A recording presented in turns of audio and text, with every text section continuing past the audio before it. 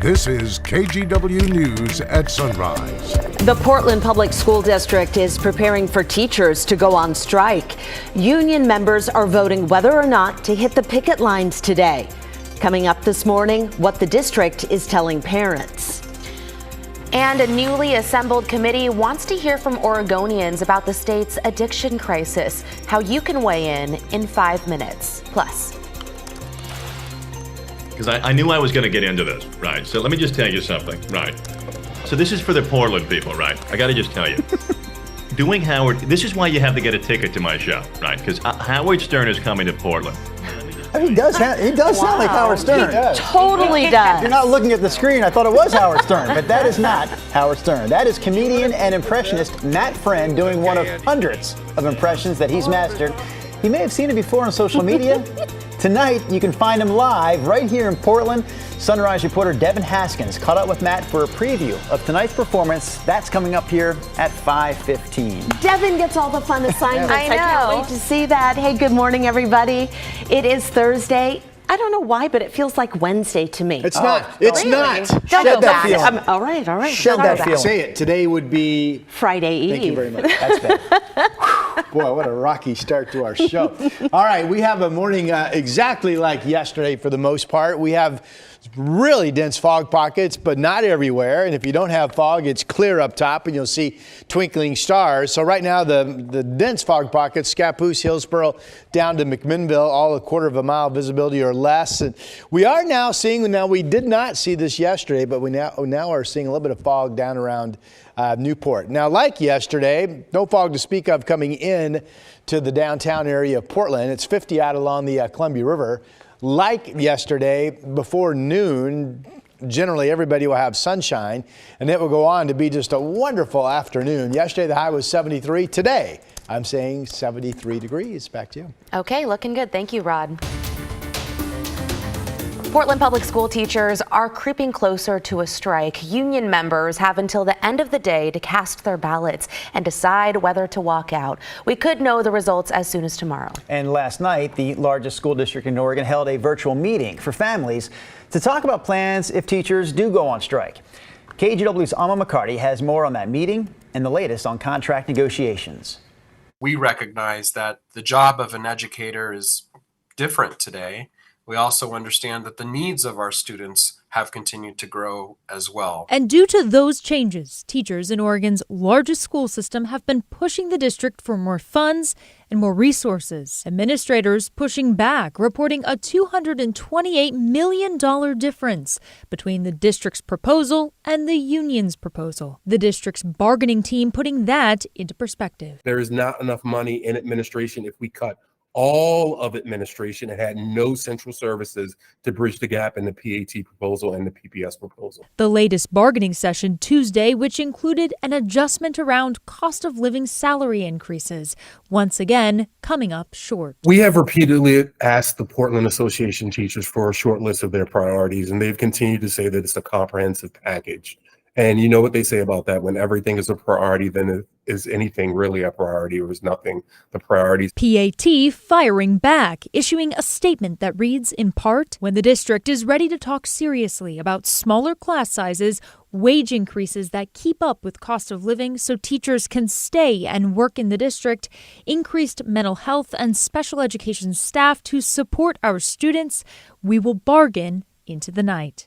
So with a strike that could impact thousands of teachers and tens of thousands of families potentially less than 2 weeks away, the district will have no choice but to close schools to students until the strike ends. PPS answered questions from concerned parents during a virtual meeting Wednesday night. A number of questions here about contingencies. With the options limited, including access to self-directed lessons from home and grab-and-go meals that will be available to families who qualify. And while varsity sports will continue, other extracurriculars are out. We plan to remain at the bargaining table for as long as necessary to reach a solution and avoid a strike. Alma McCarty, KGW News. Now to Oregon's drug addiction crisis and a bipartisan effort in the legislature to solve it. A new committee met for the first time yesterday in Salem to tackle the problem of drug abuse and public safety. That is its sole purpose. Here's State Senator Kate Lieber from Beaverton on the need for both treatment and prevention. We're here today because the current state of the drug crisis in Oregon is unacceptable. People don't feel safe on the streets. Oregonians are not getting the addiction treatment that they need when they need it. We are grappling with cheap, deadly fentanyl that has hit our streets in the last sort of 3 or 4 years in a big, big way. The Joint Committee on Addiction and Community Safety Response will meet again next month on November 6th, and the public is invited to weigh in. There will also be other hearings leading up to the legislative session next year. Well, the United States Postal Service says that they are seeing a large increase in text message scams. So victims, they say, will receive unsolicited texts with a strange web link claiming that the USPS is requiring them to contact them via a link. The post office says that you should not click it. It is definitely a scam. The United States Postal Service will only text you if you have specifically requested text tracking for a package, and they say they will never text you a link. The best thing they say you can do is to delete that message and block the sender. Today, Multnomah County officials will consider upping the fee for restaurant health inspections. Cash-strapped restaurant owners, though, are pushing back. Amy Nichols owns both the Cheerful Tortoise and the Cheerful Bullpen in downtown Portland. She says if the new fee increase passes, she will be on the hook for over $1,000 next year. The commissioners need to give us a break. The city needs to give us a break. Business owners are leaving Portland not because of the crime. They're also leaving because of taxes and business licensing and increases. The inspection fee would increase by 8% annually. The Multnomah County Board will consider the hike at their meeting later today. Oregon's September jobs report is out. Unemployment ticked up, but the state added 8,100 jobs. Hiring increased in construction, business services, and hospitality. You can see the numbers there on your screen. Unemployment did tick up to 3.5% in September, but for the 4th month in a row, it was near historic lows. Oregon's jobless rate is well below the national average of 3.8%. Well, it is official. The new Ritz-Carlton in Portland will open its doors in less than 2 weeks. So the 35-floor, $600 million tower that was originally set to open up in late summer will now open up on Halloween, October 31st. The delay happened because of supply chain problems. There is room for you, by the way, to live there full time. There is? Yes, Okay. you can actually own a spot inside the Ritz-Carlton. The most expensive of those spots is listed at nearly $8 million. Oh, dang. There's also 250 hotel rooms in the tower, starting at $575 a night. A new food hall is also going to be part of the experience there. Again, the opening day is set for Halloween. Prices are scary. I better get those little chocolates on my pillow for that kind of money. Speaking of Halloween, have you seen this spot before in Ridgefield? If you live in Southwest Washington, up there in Clark County, this is known as the Holiday House on 3rd because they decorate for several holidays, including, of course, Halloween. There you see the jack-o'-lanterns, the skeletons, all the decorations that they have at this house in Ridgefield. Eric Patterson is live for us there this morning, so we're going to throw up a little bit of information here. If you want to check it out for yourself, there's the actual address. I wonder how the neighbors feel about this. Yeah. There's the actual address of the home, 3307 North 3rd Street in Ridgefield. They're open every night if you want to drive by and check out the display on on weekend nights and Halloween night. They also feature a special light show. Wow. Again, thinking about the neighbors. The light show looks great for my car. How does it feel when I'm in my bedroom living next door? Yeah. Oh, man. You got to get those curtains. Again with the lights. Blackout Yeah, shades. the blackout shades. Yeah, With a little exactly. eye mask. But maybe they have a lot of space between them and their neighbors. I have not been to that spot on 3rd Street. I think that's Devin. Do you know 3rd Street? It sounds like that must be in downtown, actually downtown Ridgefield.